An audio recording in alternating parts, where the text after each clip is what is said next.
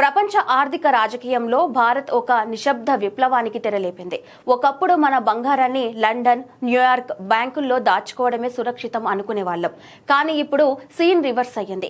గత 4 ఏళ్లలో ఆర్బీఐ ఏకంగా 280 టన్నుల బంగారాన్ని విదేశాల నుంచి వెనక్కి రప్పించింది.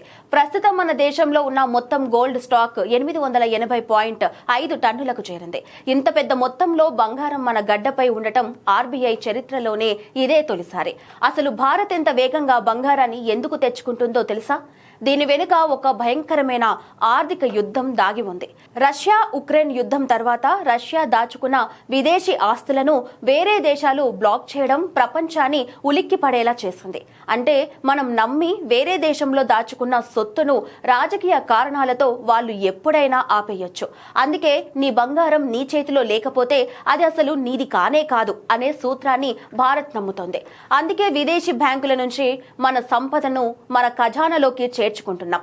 ఇది కేవలం బంగారం తరలింపు మాత్రమే కాదు, ప్రపంచ వేదికపై భారత్ తన ఆర్థిక సార్వభౌమత్వాన్ని చాటి చెప్పడం.